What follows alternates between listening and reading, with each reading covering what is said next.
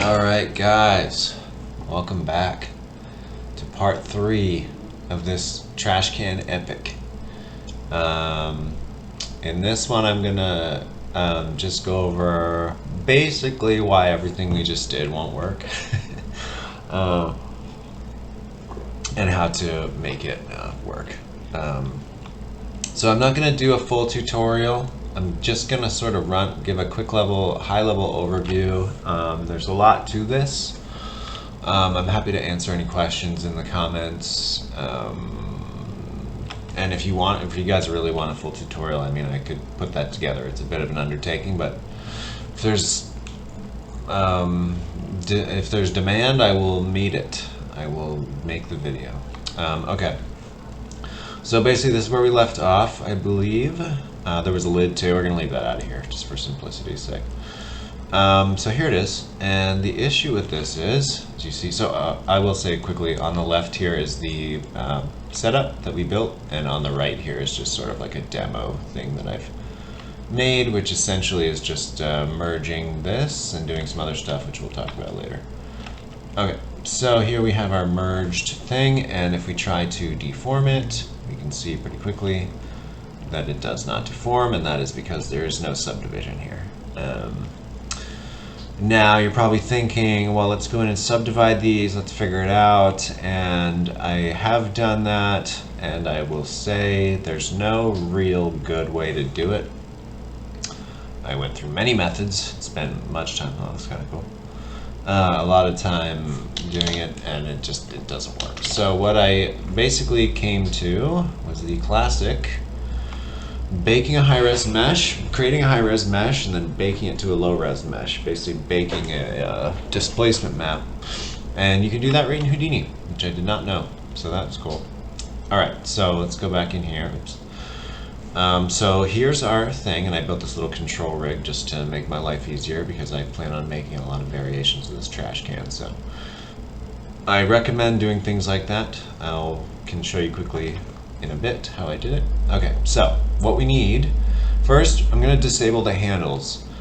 I'm going to take the handles off because when you blast rays from a high res, it basically expands the mesh and blasts rays in, and I wanted to really capture the entire can without the handles getting in the way of the rays, and then that's going to cause all these issues of trying to figure it out. It's going to complicate things, so I just want to keep it simple. I thought I would blast the rays at the thing and then reattach the handles later. So the handles are gone. Then we need to take out the deformation. Okay, and this is what you're left with. This is what you want to be baking to. This is your low res. Now, the way that this is controlled in this thing, this control system, is basically through a series of switches. So every time I check one of these things, it toggles one of these switches. This one is for the this one's for the top and bottom rim. So basically what it's doing, if you remember before when we went in, we designed this little spline here, and it had all these bumps and stuff like that. It was really cool. So that's the high res, and then if you switch it to the low res, it's just the line that we started out with without any deformation. So it's basically creating a vanilla version that's the same size without any deformation on it whatsoever. The bottom rim's doing the same, and then the can is the same idea. We started out with this grid here, and then we built it out into a bunch of grids like this. And basically there's the low res switch right here, and what it does is it decides whether it wants to wrap the the high res grid, god damn it, high res grid here or this low res grid here. And the way that I did this was I actually just I instanced this initial grid here, right?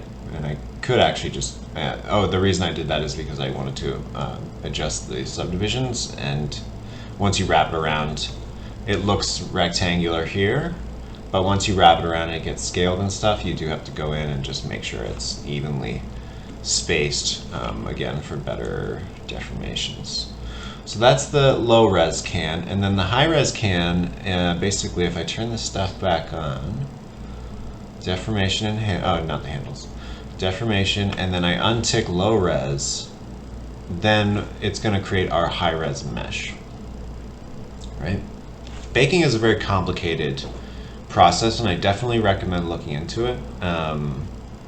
I still don't feel like I've really wrapped my head around it, but I at least am able to pull things like this off now, which is nice.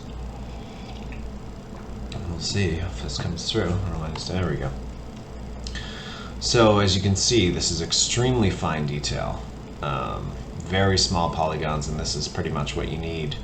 It's still got this little lumping going on here, which is honestly annoying as hell because it messes with the displacement map. I have not yet figured out how to get rid of that, but you know, it's pretty minimal. So I mean, I think if you are super close up, you probably will just want to use a high res of some kind to get rid of that bumping.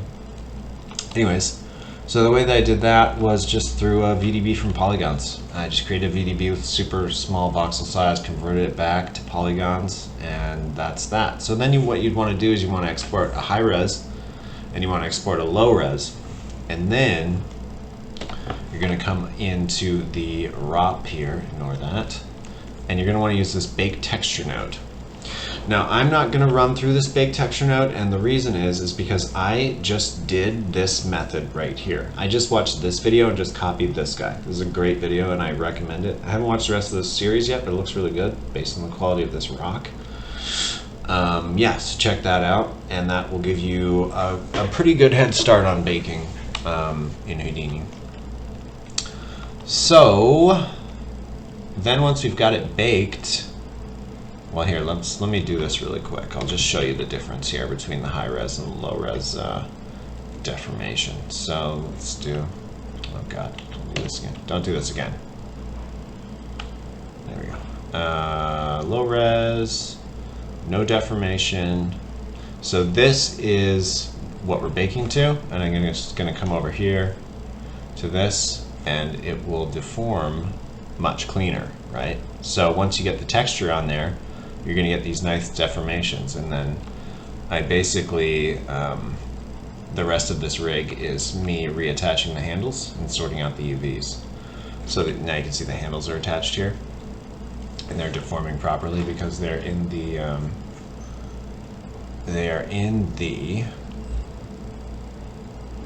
chain. And quickly, the way that I did that, if you're curious, I grabbed the handles separately from this layout. I'm pretty sure, where's the handles? I just grabbed this, handles from this tree.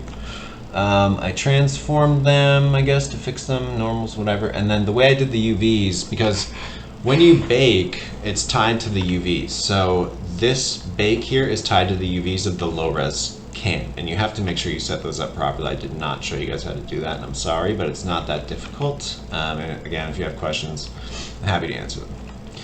So when you reattach the handles, you obviously need to add their UVs back into the chain so that you can texture the handles, right? But you can't mess up the original UVs because the displacement map that you just baked is tied to that. So what you can do in the UV layout here is you can set the pack into in UDIM tiles, and you can pack the handles into their own UDIM tile, right? So there's the can, and you cannot change this, and then there's the handles off to the side. So because they're not in the same UV thing, they're not going to affect them, and you can call them separately. And the way that you call them in Redshift is when you load up your texture, you just insert this, blah blah blah dot dot UDIM, which is going to reference whatever UDIM tile this is calling, and it's going to give you the proper texture. Okay, so demo, where is it? There we go. I built this little guy. Bam! It's a trash can smasher, and it's obviously very rough. It does not look like metal, but the denting looks cool, right? So boom, deforms the trash can. And then if we come in here and we jump to, let's say, frame 60, this is that same, yeah, so we got the deformed can here, and if we open up our Redshift render, oh, it's going very slow, Redshift render, yeah, we can see it there from my last render. Let's see. She comes through.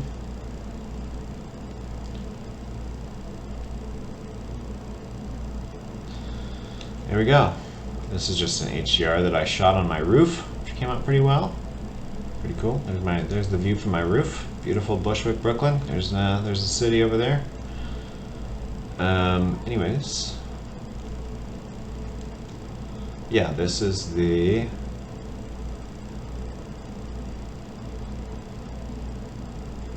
can all smashed up and deformed. So it looks pretty great, right? And this is just this low-res geometry with the displacement map on it. And yeah, certainly is not the only way to do it. I will say you can actually use the high-res mesh, but when you deform it like this, there's so much geometry that it doesn't even look like metal anymore. So it actually is better to have lower geometry for this deforming because it just gets too much fine detail and it starts looking stair-steppy. It looks more like sand, to be honest. So I did find that this actually was the best way to do it. The only downside, which I'm sure I can figure out, and I will, is that along some of these edges here, yeah, you can see it up here. There is this weird, like, toothy kind of look, and I'm not sure if that has to do with the UVs, the normals, the displacement map, the VDB that I baked. You know, I'm still figuring this out to a large extent, but I will say that for most uses, you're really not going to notice that. I can't, you know, unless you're super close, really looking at it, like you can't really see it from here. And you know, you're looking for it right now because I just told you about it. But if you had no idea about it and the can was moving, I don't think you'd see it, and I think you'd be able to sell this pretty well.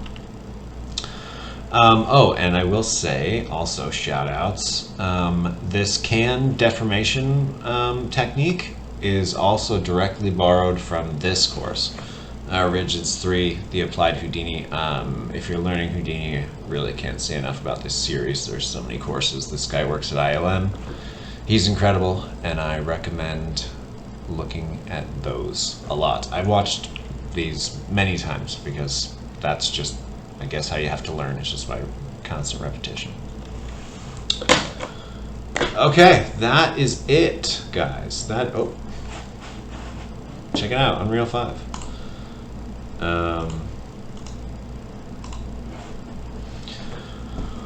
Okay, that is it, guys. Yeah, hope you enjoyed it. Hope that was useful. Any more information I can get you, just let me know what you need. I will help you out. This has been a serious process of discovery for me, so I'm happy to share what I've found. And yeah, happy Houdiniing. See you later. Thanks for watching.